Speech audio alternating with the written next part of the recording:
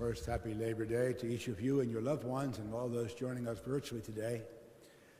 Also want to give a little shout out to a now South Carolina named Dave Valentino. This is the first Labor Day since we started the parish. He's not here playing, but thanks for filling in up there, Phil, because it's kind of a last minute grab.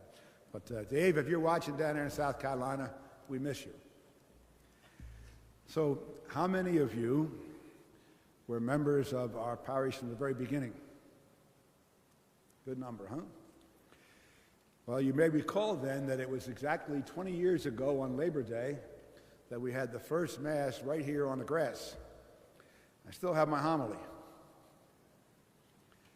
But what you might not recall, especially those of you who are relatively new to the parish, that means anytime after 2005, huh? Is that originally the Archdiocese had a 13-acre property down on Route 113 that they bought in the 1960s as a future parish. In 1996 or 7 or so, the state of Pennsylvania co-opted the land by eminent domain so that the Downtown School District could build what we now know as Lionville Middle School. Ironically, we ended up there for 5.5 years on weekends. So it was 1998-99, long before I was involved with the parish, that representatives of the 5 parishes around here in the Archdiocesan Real Estate Office were coming out here looking for some land for a new church.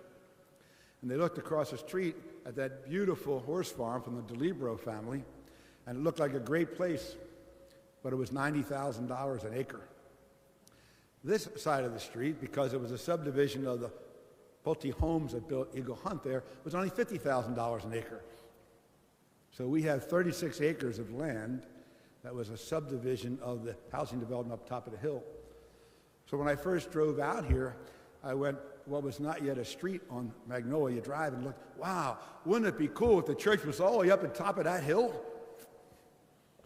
Well, you got to kind of get off your high and mighty horse, right?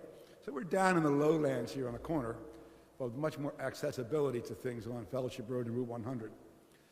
The point is, I guess, that God has been very good to us as a parish community over these 22 years. And that what we began here on this land on Labor Day in 2002 to celebrate the mystery of God at work is still going on now. So my prayer today for each of you and all of the past and current members of our parish community is that God bless us for the cooperation and commitment that you have made to do the work of God in building up the physical facilities of St. Elizabeth Church, but also the parish community of faith in St. Elizabeth Church.